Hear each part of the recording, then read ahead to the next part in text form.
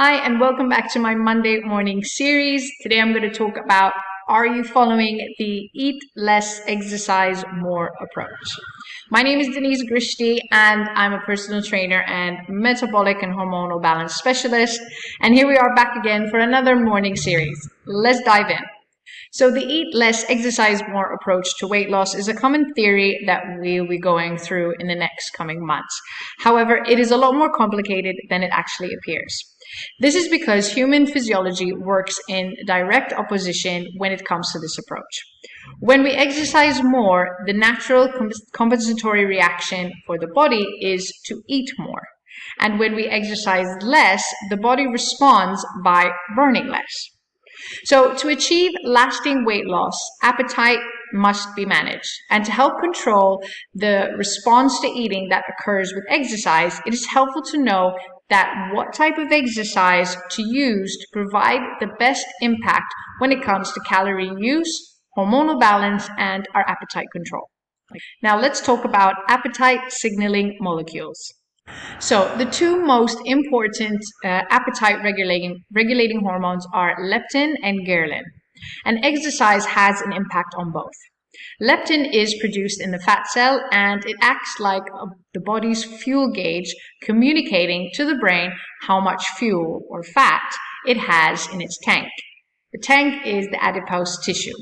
Now, rising leptin levels shut off hunger and stimulate metabolism via the thyroid and the adrenal glands. So, falling leptin levels induce appetite and actually slow down our metabolism. Now, one confusing theory to this mechanism is that when leptin levels are very high for long periods of time, leptin resistance begins to set in. This means both very high and low levels of leptin can cause increased hunger and slowed metabolism. Leptin is usually thought of as the day-to-day appetite regulator. Now, ghrelin is made in the stomach and controls our hunger hour to hour. When ghrelin is high, we get highly palatable foods, and we get hungry and we crave more of these type of foods. When ghrelin is low, hunger actually dissipates. Ghrelin is like leptin as it is impacted also by exercise. Now, we all have the gut-derived signaling molecules that control our appetite. These gut hormones, we like to call, are part of the enteroendocrine system, and they help relay information from the digestive system to the brain. All these gut hormones also seem to be impacted by exercise as well. Now, another consideration is the impact of stress hormone production during exercise. Stress hormones, in particular, we're talking about cortisol, may play a role in increasing not only hunger, but cravings as well. Higher intensity, shorter duration, like example, sprinting type of exercise, and long duration of moderate intensity exercise, for example, like jogging, both can raise the cortisol hormone levels. But short intense exercise is unique because it also suppresses ghrelin and is balanced by growth promoters. So low intensity walking, especially in nature kind of calming settings, lower cortisol and lower that stress hormone. Now, let's talk about exercise, appetite, and hormone. Now, research actually hints that longer duration, moderate intensity exercise, such as aerobics, biking, swimming, and running, generates increased appetite shortly after the exercise is done. And this mechanism may work through decreasing leptin and raising our ghrelin. While higher short intensity duration activities like sprinting and interval training may have a short-term appetite suppressing effect by lowering both leptin and ghrelin. Low intensity walking actually seems to have a neutral impact on our appetite and may be the only type of exercise where there is little to no hunger and craving compensations. It is important to distinguish between lower intensity leisure type of walking and higher intensity power walking. A 2004 study actually showed that low intensity walking, so 40% of our VO2 max, versus high intensity walking, which is 70% of our VO2 max, had less of an impact on appetite despite burning the same number of calories per session. We're talking around 350 calories per session. Now, leisure walking actually resulted in significantly less eating compensation following that exercise compared to power walking. So 25% versus 41%. Now, the compensation in the power walking group was almost enough to completely abolish the calories burned during exercise, as stated by the researchers. So increasing exercise intensity leads to an increase in energy intake during the meal that follows the exercise session, sufficient to almost completely compensate for the exercise-induced energy expenditure. Now, going into exercise and appetite compensation.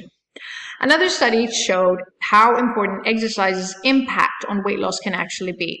So in this study, the researchers had participants exercise at the recommended calorie expenditure advocated, which was roughly 18 calories per pound per week. So that's 136 minutes of exercise per week.